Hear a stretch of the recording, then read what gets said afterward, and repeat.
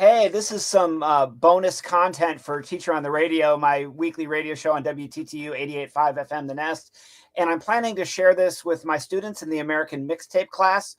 When I do the American Mixtape, I try to have one day where I look at contemporary Christian music. And I've done a whole thing on the 60s and 70s, Jesus Christ Superstar, Godspell, Keith Green, that whole era, Larry Norman, The Outlaw, that whole area of contemporary Christian music.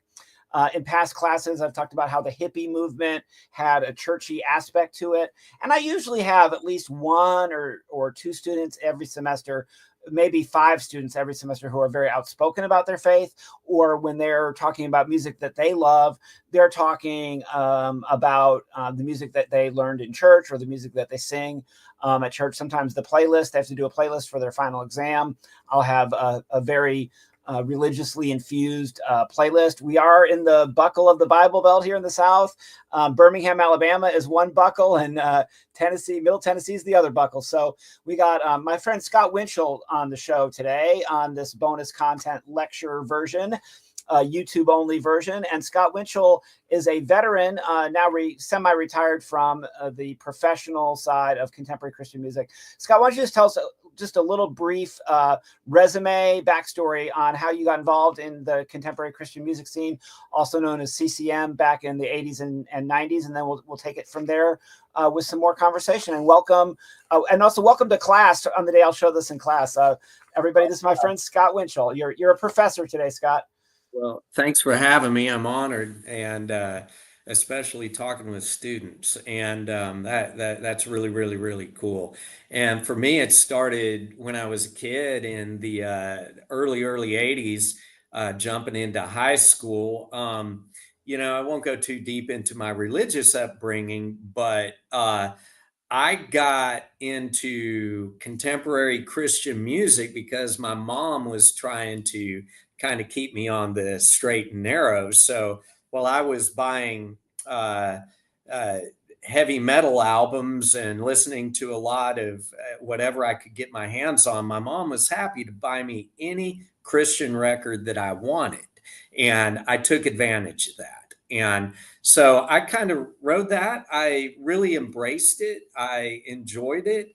And through high school, that kind of led me into choosing my college and my degree. I really wanted to be in broadcasting. And so I chose a school in Nashville, Trevecca Nazarene. And I joined their radio program, became a DJ, got very heavily involved over the years, um, got into student government. And that's where I learned how to promote concerts and do activities. And really took advantage of my 4-year period there to get a resume. And I think it was my junior or early senior year, I also got a regular job at a radio station over on Music Row, 1360 WNAH. We were a Southern gospel station, and I was getting paid, and I was the afternoon guy, and lots of stories from that. But that really gave me the chance that right after I got out of college, I could look for a job. And I became a morning man at a Christian radio station out in Kansas for a short period of time. But I got fired. The preacher, the owner of the church, was the pastor. They owned the radio station, and I just didn't want to go to his church. I wanted to go somewhere else. So he didn't like that, and he fired me. And 2 months later, I found myself back in Nashville working for a large recording artist at the time, DeGarmo and Key, who was a huge classic Christian rock band. And I helped them promote their tours. And that kind of progressed over the years. And then I started managing my own bands and did that. Then worked for a record label for a while, a couple of years. And then I started to ease out of that. So I don't know if that's short, but that's kind of a quick synopsis of my time in the Christian music business. I'm conversing. I'm Andrew Smith, and if you're listening to this on YouTube, maybe you are somebody who has studied CCM like I have on and off for many, many years.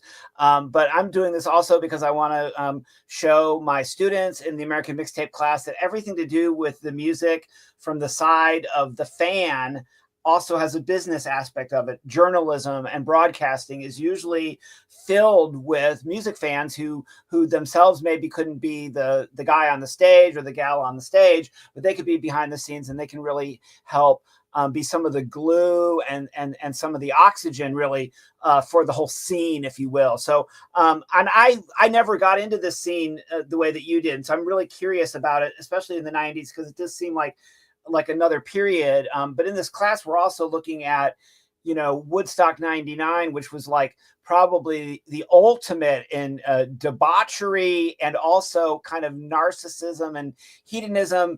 And even as somebody who himself who thinks a little bit of hedonism is all right, in moderation, it even made me feel a little bit like blushing. So and a little bit ashamed to be a dude. So over on the other side of things, the holy side of things, I just want you to talk for me a minute, and you can talk from your own personal side of this, from any specific artist that you worked with, or from other people in the business. How was the faith community kind of fueling this as a business? And that's always something that always kind of, was wild to me, that because you see a guy driving down the road with a truck, and it said, God fixes everything, and he's a construction company, that does Christian construction, and I'm like, how does that work? But in music, that's like a big thing, right? So just talk to me for a little bit, Scott, about how the artists, the labels, and the producers in your business, especially during this period that you're calling the golden age, the 1990s, how their personal love of God and their faith, and how to kind of how it kind of interacted in the daily life at the office, or at the record label, or at the DJ studio. Looking back, hindsight's 2020 on a lot of things, but at the time, it was just a given. For me personally, and I cannot speak for a lot of people, but I did witness them and do understand it. But it's like if you're work at just a regular, normal, everyday job, you go to work and you may be a man of faith, a woman of faith, and you go to work. And it's so you had to live these two worlds. This was work, this was recording, this was business, this was concert promotion, this is, yeah, have to make money to eat, but at the same time integrating faith with life.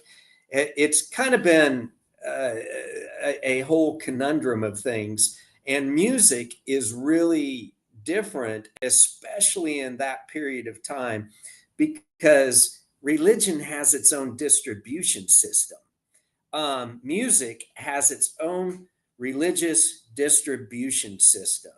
If you're going out and buying an air conditioner for your house, you're not going over here and buying it from the Christian distributor versus the secular distributor. And analogies fall apart at some point, but you had this whole mechanism. I call it the evangelical religious distribution complex, whether it's books, movies, Bibles, and definitely the music that distributed it. So it was hung on you. But at the middle of it, when push came to shove, you're either making money or you're not. So it kind of, some people handled it better than others. Some people felt that God was going to take care of it all and had no business acumen. But the ones who were successful were the ones that could do the business, see the bigger vision, and kind of handle it both very, very well. I saw some great examples of that. Were they ever like calling you into like a meeting, like a band that you were working with, and would you guys like just like fall out of like business meeting into Bible study, or would you like start laying on hands? Was it a holy? Would you all be speaking in tongues. I mean, I want you to give me at Um, least one example of a time when 1 minute you were doing work and then the next minute things was like it was all up in the spirit. And maybe there are no stories like that. I just kind of well, imagine I watched too many yeah. movies, but I just imagine at one point it stopped being work and you guys were all up in Oh, a spiritual trip. oh man, I'll give you. I'll kind of go from crazy to normal, Yeah, and give us at least one of each. Yeah, go ahead. yeah, I'll give you. I was working at a radio station. I was the morning man. And remember, I'm a 23-year-old kid, maybe 22 at this same, maybe. So I'm young. And the radio station's owned by a non denominational charismatic church. And it was a good job. I took it. I really could have cared less about any of that. Um, and I'm walking in there one day to do some work, and one of the DJs is in the uh, uh, studio just praying and speaking in tongues. And he looks at me and says, one day the fog of the Holy Spirit just and so you would have that just really extreme lived out Holy Spirit, the very emotional part of things. But then on the normal side of things, I worked with several artists who very every night on the road before they went on, they'd sit and gather, no pressure, and anybody who wanted to join could, and they'd do a little Bible study. Of course, you have that, and different things all along the way. And then you have kind of the middle of the road where they're doing things, they're praying and doing all of that. But overall, I think it was very tempered. Especially at the Christian music festivals, there were good times, people just hanging out backstage. They hadn't seen each other for a while, or you're talking with people that you see on a daily basis, kind of crew and other managers and stuff, and it's just normal conversation and good things happening. You mentioned Christian music festivals. What were some of the bigger festivals in the '90s, and maybe what were some of the more Yeah. interesting things you saw at some of the festivals that you attended? Oh man, there were so many. There were so many. There were, and they were huge. I mean, you had Creation Festival out east, and one that happened out at the Gorge out in the Northwest. You had Cornerstone Festival, which was the huge arts and music uh, festival up in Illinois that just was really, really cool. I think that is the most iconic one where you could go back and say, this was cool. You saw all the bands come through there. I have a lot of stories about the couple of times I went with there. You had the Alive Festival, the Fishnet Festival, Atlanta Fest. You had these huge 3 4 day festivals, usually in the middle of nowhere, sometimes at an amusement park. But they were the real deal. They had these huge lineups. They paid well. The weather happened, and they were really, really cool. I almost, when I see how the festival world has exploded over the past decade and stuff, just all together, I look back, and this was a precursor of that. You really didn't see as many mainstream festivals like that as you did the organized Christian festival circuit. And you had, Andrew, you had some really, you'd have people that would try to put a festival together, and it was just a bunch of kids or something in a field near Chattanooga or something. And it was like you're playing in the middle of the field to 100 people. And so it's like, I it think I was really would have all liked over. some of that a lot. But what about Cornerstone? Wasn't that a little bit of the link in the chain to the '70s and '80s movement? Wasn't that a lot of the hippie, the Jesus hippies? And was by the It '90s, was. were there still were there still Christian hippies by the 90s? Were they still like long hair, or was everybody kind of a little bit more buttoned down by the 90s? No, I think the way I look at it is you had the 70s where the whole Christian music movement really came out of its cocoon and grew up. It started to become something. Then you had the 80s where it did grow up, became solidified. It started to become a thing and organized. And then you had the 90s where it just blew up and be really came into maturity, if that is a proper way to look at it. But when you hit the 90s, a lot of those 70s and 80s original artists, they were becoming older, more mature. So when that festival, you could, and I'll give you a couple of examples, you saw kind of that conflict as the new cool music would come in and the older music might go away. And there was really there was this feeling of hey, this is the there were people who thought this is the festival cornerstone that needed to be for the cool people and preserved for a certain thing. And I'll give you an example of that.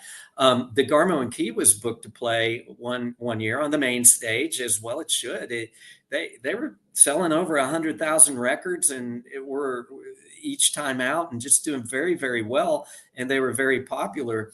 Well, we went up there and I sent it was common. They were huge merchandise tents, and it was not uncommon for you to send a crew up to sell merchandise for your artists the entire time. Well, I sent a couple of guys, friends of mine, up to set up DeGarmo and Key, and they're up there, and I show up a few days later, and Gene Eugene of Adam Again came up to them and at some point and said, "You guys don't belong here."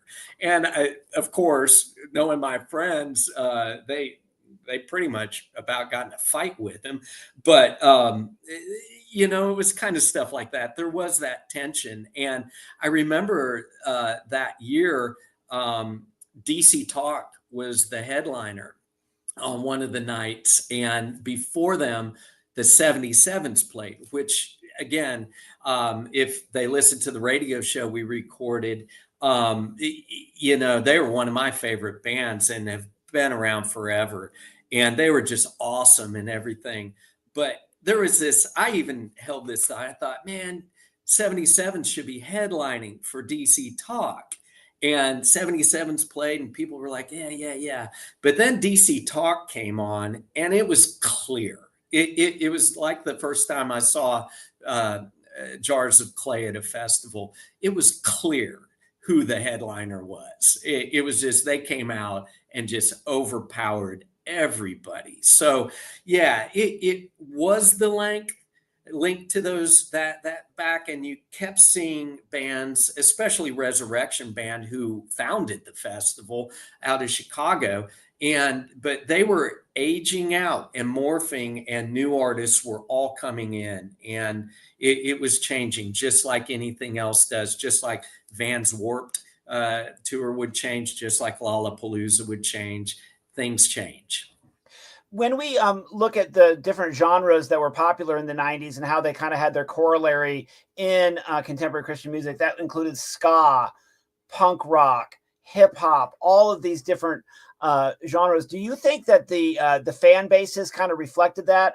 When we were talking earlier in pre-recording the radio episode, we talked about this guy I met in the 90s, and he had the big leather jacket and the big motorcycle boots and the dirty jeans and the spiky hair. And I saw him from the front. I thought for sure I knew exactly who and what he was just on the way he dressed. And then he turned around and he had this beautiful painting of the crucifix with all this blood dripping down. It said, "This blood's for you." And I didn't realize it was a Christian punk rock. That was maybe my introduction to Christian punk rock. So say at a place like Cornerstone or some of these other things, where kids kind of, would you not have been able to pick them out?